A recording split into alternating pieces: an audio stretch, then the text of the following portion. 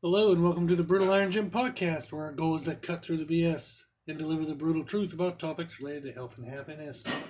So today's topic is trainer education, and the title is Exceptions to the Rules in Creating Your Own Style.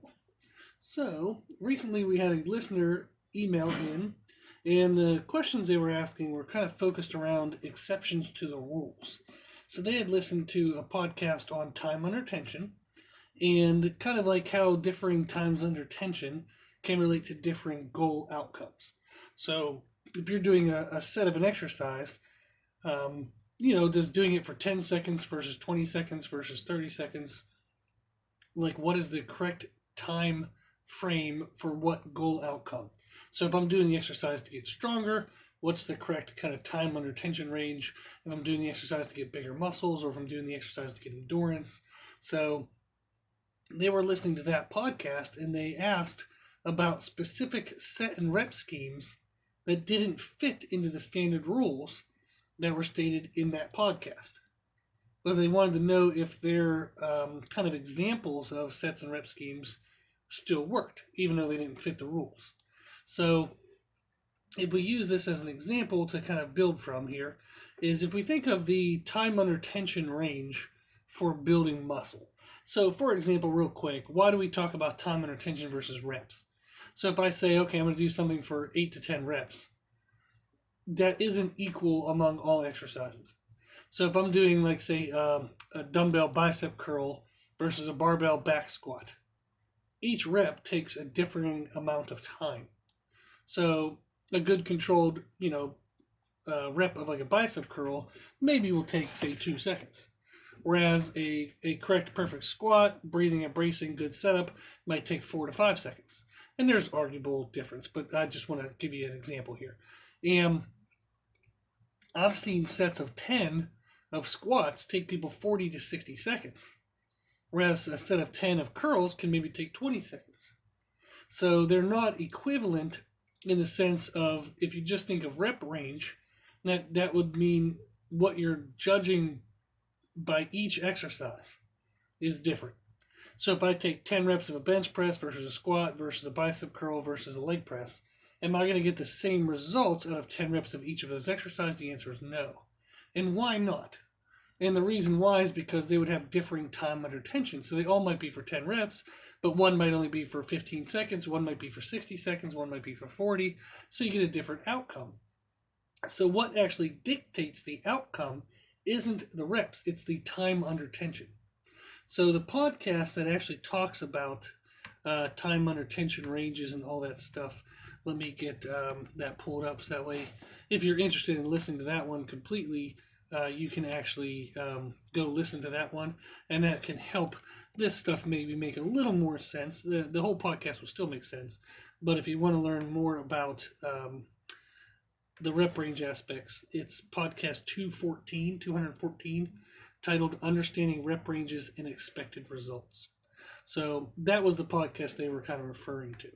So if we think of the rep range, the time under tension range for building muscle, it's 20 to 60 seconds. So if I do an exercise and I reach good form failure, or like kind of muscular failure, I can't move the weight anymore, in 20 to 60 seconds, that's going to equate to muscle building. Now, 20 to 60 seconds is actually a pretty broad range. So the time frame of 20 to 30 seconds is considered heavy building, meaning that it's going to have some stress on the joints for sure. So you're going to kind of pull at some connective tissue and some joint tissue. And it's also going to cause the sheer heavy maximal stress on the muscles. So we've talked about how muscles grow in past podcasts, and it's actually explained in podcast 214 as well, is that you can grow muscles by having sheer heavy weight put onto the muscle, and the weight is so heavy that the muscles, as they try to contract to move the weight, it actually causes breaks in the fibers of the muscles. Your body then has to go in and fill those breaks, and if you eat with excess of calories at the time in which your body's trying to recover, it'll actually fill in those breaks with more material than what was there before, and that way is like kind of a reinforcing of the structure type thing, and that equates to larger muscle. If you create muscular damage and you don't have a caloric surplus, you will have what we call toning or shaping, where you get kind of more defined, hardened muscles. And so that would be somebody who wants to look athletic. They want to have good muscles to them, but they don't want to be big. They would still do heavy lifting stuff that causes muscular damage. They would just not eat in excess during the recovery portion of the day. So it's really nutrition that dictates whether you grow or don't grow from the style of training that you should do, whether you're trying to get muscle growth or shaping. So the 20 to 30 seconds is the heavy shearing force stuff. So the other way that we have to grow is what's called metabolic damage, which is just where the muscle cells, they have to do an enormous amount of work to move the weight, and the amount of workload is just kind of overwhelming to the muscle. So the structures within the muscle cell can't handle that much work. So the body kind of beefs them up and reinforces those structures, and that can lead to a larger cell. Okay, muscle cell, which leads to larger muscles. So that's basically the two ways we grow muscle: is sheer heavy force tearing the muscle apart, or metabolic damage, which is just a workload that causes stress into the muscle, and the muscle grows to adapt to that workload stress. So 20 to 30 seconds of time under tension equates to the heavy shearing force growth, and it also has a stress on the joints. 30 to 40 seconds is kind of in the middle. A little less stress in the joints, but there's still some, and you have a little bit less of the shearing force being the reason for growth, and more of the metabolic damage being the reason for growth. And then sets of 40 to 60 seconds is considered light building, and that's very low joint stress, and it almost relies purely on the metabolic damage type stress rather than sheer weight. So it's helpful to know all of that because you can balance how much stress you want to put in the joints, how much you don't want to put in the joints. You can eventually learn with clients, do they grow best, if growth is their goal, do they grow best from shearing forces versus metabolic damage, like kind of pump forces? So for example, I have certain muscles in my body that grow best through shearing forces, and I have certain muscles that grow best through pump forces. So you'll find that is actually different from muscle to muscle within the body, and then it's going to be very different from client to client. So if you have bodybuilding clients, it's best to mix in all sources of growth, rather than just doing heavy stuff and then wondering why they get blocky but no detail, or doing all light stuff and say, man, you're getting really good separation, but you're just overall still too small. So by blending all of these and knowing that there's a difference, it allows you to get better overall development. Also, you can help reduce joint stress. So if I have a bodybuilder who's super aggressive and they want to train all the time, you can do structures within your training programming using the variable time intertensions to control joint stress. Or if you have somebody who has like RA, rheumatoid arthritis, but they want to build muscle and they want to build strength. So if you have an elderly population, which is typically where RA shows up, so if you have people in their 50s, 60s, 70s, and you need to get them stronger, but you don't want to cause joint stress, you need to get them bigger muscles so that way you can help the joints and reduce inflammation in the joints. It helps to know how to get bigger muscles with low joint stress. So a lot of this stuff becomes extremely helpful when you're trying to pinpoint the best ways in which to progress clients. So I might have 10 clients that are all in their 60s, but they're all going to train in various ways because they're all various people and they might have various conditions. So one of them might be as healthy as a horse. Like I have a guy I train who's over 50, he can deadlift 500 pounds. So we don't need to baby him around. He's a strong dude. He's a workhorse. But I also have people in their 50s who, they have trouble walking upstairs for long durations of time. So they don't have very strong hips at all. So how I would train them is going to be very, very different, even though they're both in their 50s. So by understanding the differences within these ranges, it allows you to have differences within the way in which you can approach your client training and make the training best for them.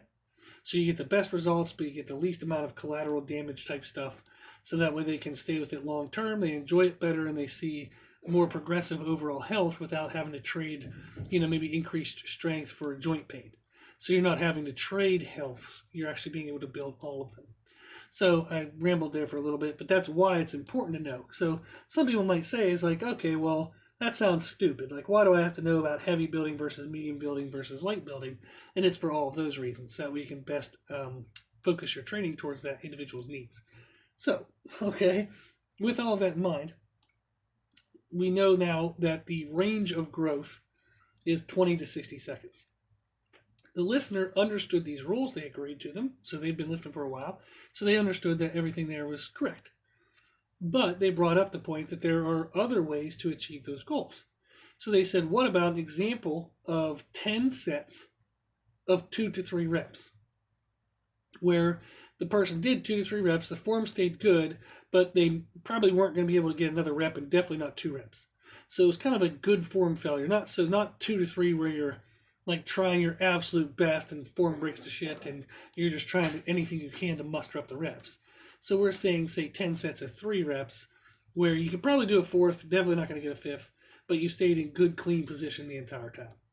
So in this example, 2 to 3 reps it's going to definitely take less than 20 seconds. So it's going to be lower than what we would traditionally say is the bodybuilding or the muscle building time under tension range. So we said the time under tension range is 20 to 60 seconds. So he said, what about 10 sets of 2 to 3 reps? So it's not taking 20 seconds, but does the increase in volume, the total number of sets, make up for that lower amount of time under tension? And the answer is yes.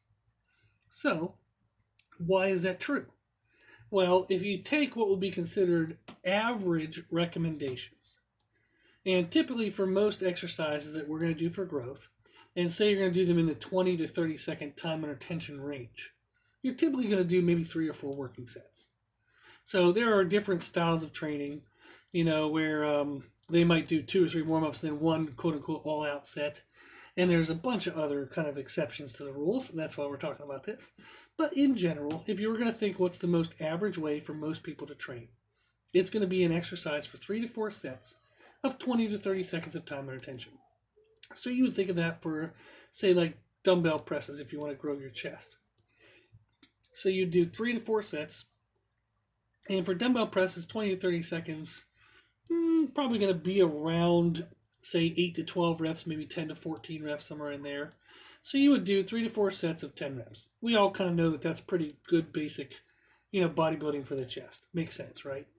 Well, if you take the averages and you start kind of extending the averages to each extreme.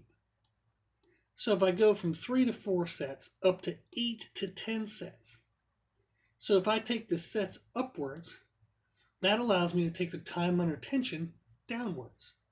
So I can go from 20 to 30 seconds of time under tension to now maybe only 5 to 10 seconds of time under tension.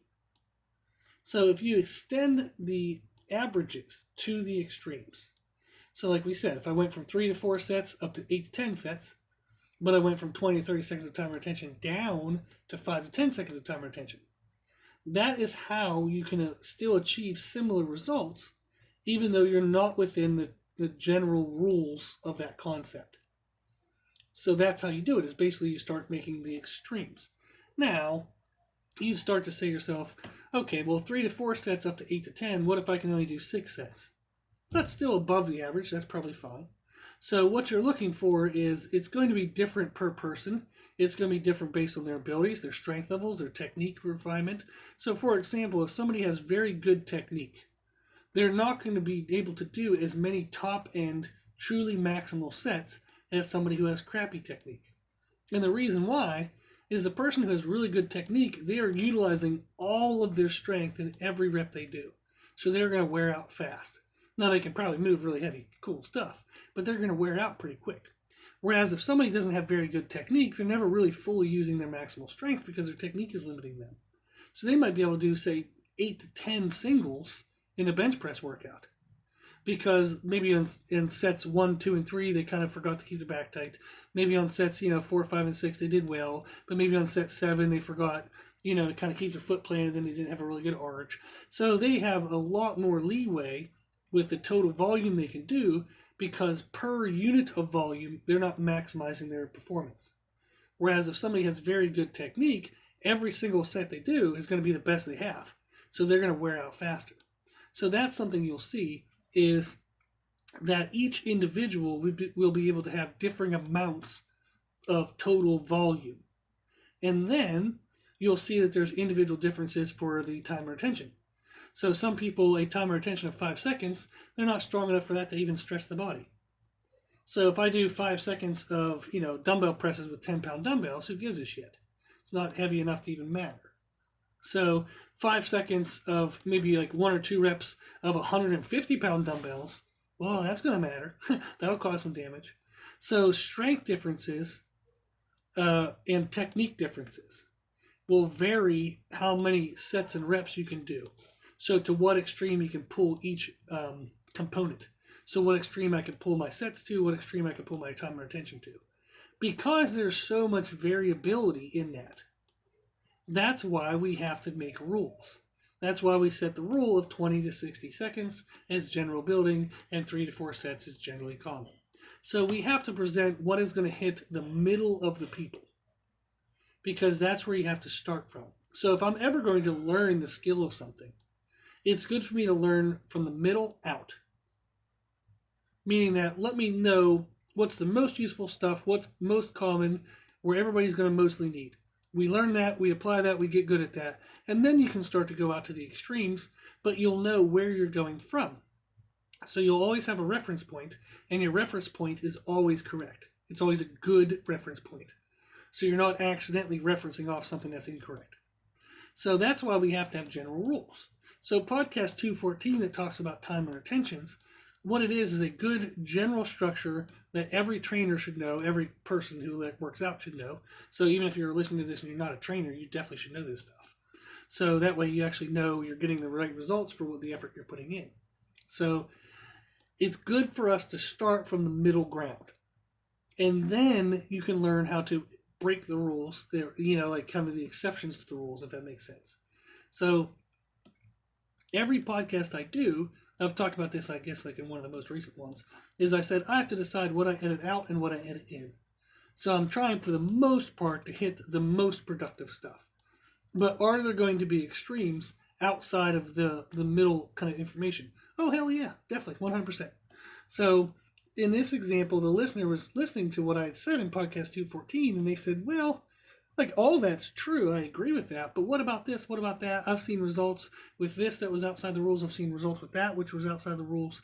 And everything they did, they were like, oh, crap, am I wrong? And the answer is no, they were doing fine. So pretty much everything they said was correct. And that's what we got into talking about was they are correct, but it's only correct for them. So they might be a male over 250 pounds and they can bench over 400 pounds. Their rules are a lot different, okay, than even still a male, so it doesn't have to be just gender, okay, who maybe is only 185 pounds and can bench maybe just in the mid 200s. So the rules in which you apply, like if you get into the extremes or the exceptions to the rules, those exceptions are going to be case-by-case basis most often. So that's why it's hard to learn that in a mass population podcast, because I'm talking to every person. So I'm talking to the entire extreme range. So therefore I have to hit in the middle. So whereas if I'm talking to one individual, we can do to all of the extremes that would be applicable to that individual. So that's why, like, for example, even though I give you guys a ton of free information in these podcasts, it's still like I still have a business. So people still have to pay for programming, still have to pay for nutrition stuff, because even though they know now the medium stuff, they know how to get themselves started, they know how to get results and make progress. How do you eventually learn about those nitty gritty details? How do you eventually learn how to make something general apply to exactly your lifestyle? That's where somebody like me helps out, because I can tell you, hey, these are the rules, but in your case, this, and this doesn't apply, but this, and this does. So that's why, for example, I had somebody when I first ever started the podcast, I said, I'm going to do a podcast like every day. And they said, oh man, why are you doing that? And I looked at them, I was like, what do you mean, why am I doing that? Why would I not? And they said, well, you're going to kind of aren't you going to lose clients? And my answer was no, not at all. Actually, you'll probably most likely build clientele, because one of my favorite quotes is, you don't know what you don't know until you know that you don't know it. Meaning that you're going to be unaware of the things you don't know until somebody makes you aware of them. So by doing the podcast, it would hopefully help people be more aware of what all was out there that could be possibly influencing their results. And by being more aware, they're going to now be more open to learning about that stuff. And the more they can learn, the more they can control it. And therefore they can get better results by controlling all of the elements whereas before they weren't even aware of the elements. So my hope in the podcast is that you, over time, through practice, you guys can take this information, apply it, and live very healthy and happy lives. If the person finds like little hiccups, or they have little plateaus, or they have special case scenarios, that's where somebody like me can be, hired for help. So that's why I wasn't putting myself out of business, if that makes sense. So if you're a trainer and you're listening to this, which this is a trainer podcast, so hopefully you are a trainer, so don't be afraid to share information. Sharing information with people will not put you out of business, not at all. Think of who you get information from. Okay, free information on, say, like Instagram, like social media, whatever platforms there are, like YouTube. Maybe even you buy like their $20 book. So these are people that you love the information. The information they give you is provided. It's accurate. It's well. It works. Aren't they also the first person you'll then ask if you ever have to pay for a service? Yeah. So if you're a trainer, don't be afraid to share information. How the hell does anybody know what you know? They'll never know what you know or how valuable you could be to them if you don't share information. So that's very helpful. I got way off on that one. But anybody ever, don't be afraid to share information. Sharing information is a good thing. Okay, always. So if we think about knowing that these exceptions can be true, and we know that most exceptions are going to be the averages taken to a little bit extreme, then we know that. Okay, how can we apply this, or why is this helpful? Why are we even having a podcast on it? So let's take the example of bench press. So if I typically would do 3 to 4 sets of 20 to 30 seconds of timer attention on bench press, that's muscle building, we said. So this allows you to work on building the musculature associated with the bench press. But 20 to 30 seconds of timer attention requires a reduction in weight, okay, that sometimes doesn't carry over well to the technique and or the mindset that you would need for a 1 rep max. So for example, if I'm doing sets of 20 to 30 seconds and my mid back's a little bit loose, doesn't really show up, not really that big of a deal. If I'm doing sets of 20 to 30 seconds, I don't really have the fear factor over the weight. So the fear of the weight doesn't become an issue. But what happens if, when I go to a 1 rep max, my technique being a little bit loose causes issues? I either get strains or I miss the lift. Or what happens when I go to a 1 rep max and now the weight seems so overwhelming, so heavy, it scares me, and I break form because I don't trust my form. So doing sets of 3 to 4 sets of 20 to 30 seconds of timer attention, it allows me to build musculature. But it doesn't allow me to refine perfect technique for a 1 rep max, and it doesn't allow me to get over the fear of 1 rep maxes. So they're going to build muscle, but they don't get the technique, and they don't get the mindset, the mental growth that they might need for 1 rep maxing. So if they're doing bench pressing with the intent to build musculature and get better towards a 1 rep max, doing 3 to 4 sets of 20 to 30 seconds of timer attention is not good. It doesn't achieve all those goals. So before the 3 to 4 sets of 20 to 30 seconds, they might have to work up to heavy singles. So they might have to do heavy singles at, say, like 90%. That gives them that mental kind of trust, that component. It gives them the technique they need for like a 1 rep max. So they take the time to do a bunch of heavy singles. They get those 2 goals met. Then they drop in weight and they go to their 3 to 4 sets of 20, 30 seconds. And then they get their muscle building. So that achieves all of the goals, but that takes a long time to complete all of that stuff. And all of that is heavy and hard on the joints. So a bunch of heavy singles is really hard on the joints. And then doing additional 3 to 4 sets of 20, 30 seconds is, again, still hard on the joints. 20, 30 seconds is the heavy building phase of bodybuilding, okay, muscle building. So with that option of working out, where you do a bunch of heavy singles, then you drop in weight and do your 20, 30 seconds, it achieves the goals, but it's a long time, and you beat the shit out of your joints. Now, by understanding the exceptions to the rules, we can actually find a different structure. So we can actually do 8 to 10 sets of 2 to 3 reps. So that example we used at the beginning of the podcast. What that does is 8 to 10 sets of only 2 to 3 reps. Because the rep count is so low, it allows you to have technique more relatable to a 1 rep max. It also feels really freaking heavy, so you get into that fear factor related to a 1 rep max. But because the set count is so high, that'll still equate to muscle building. So, the 8 to 10 sets of 2 to 3 reps allows you to achieve all 3 goals, just like option 1 did, the heavy singles, then the back down sets. So, it still achieves all 3 goals by doing 8 to 10 sets of 2 to 3 reps, but it takes overall less time in the gym, and it's arguably less stressful on the joints. So, it allows me to kill more birds with one stone, if that makes sense. So I can just do my 8 to 10 sets, 2 to 3 reps, done.